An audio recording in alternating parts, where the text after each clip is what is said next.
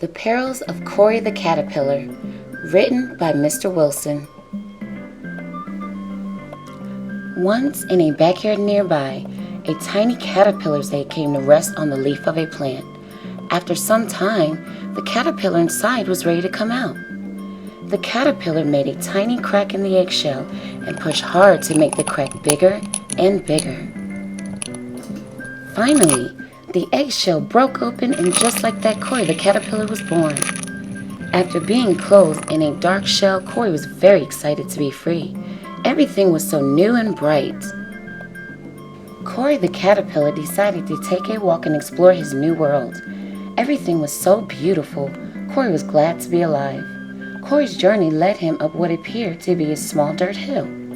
Cory wandered to the top of the small dirt hill. He felt the earth move under his feet.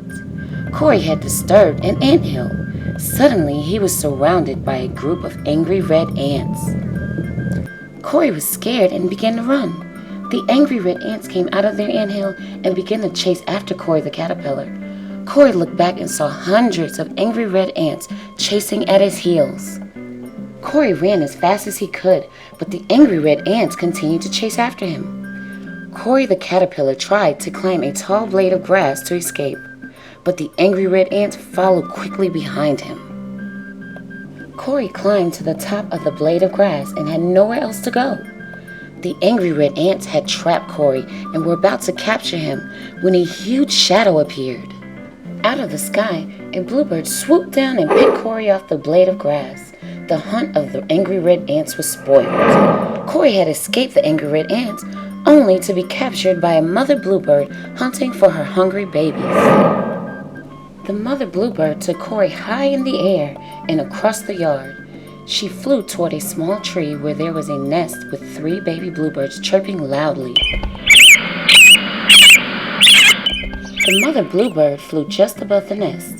The baby bluebirds held their heads back and were expecting a caterpillar meal. Just as the mother bluebird dropped Cory toward the hungry babies, a strong gust of wind blew. The gust of wind caused Cory to fall and miss the nest. Cory had gotten away from the bluebirds, but now he was falling fast from the small tree.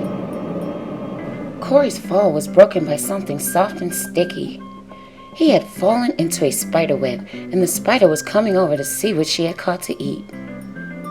Cory was trying to free himself, but each time he moved, the spider could feel where he was in the web. If Cory continued to shake the web, the spider would find him and eat him. He had to try to escape before the spider found him. Cory began tearing himself free from the web. The spider rushed towards Cory as he was trying to escape. It seemed that Cory would not break free fast enough. Then a fly flew into the web between Cory and the spider.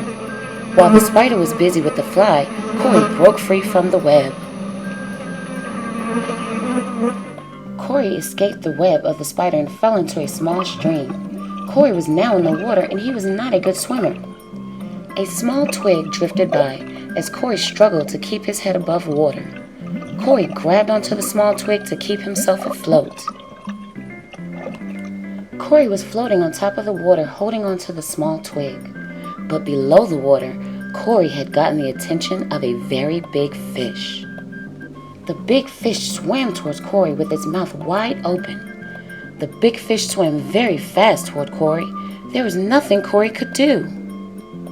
The big fish closed in on Cory, but when the big fish tried to eat Cory, his huge body came out of the water and caused a big splash. The big splash of the fish caused Cory and the small twig to fly out of the water and high into the air. Cory landed on the bank of the stream. He was wet and exhausted. Cory had escaped the water and the big fish unharmed. Still frightened, Cory jumped to his feet and ran into a nearby bush to hide. Once in the cover of the plants, Cory quickly got over his fears.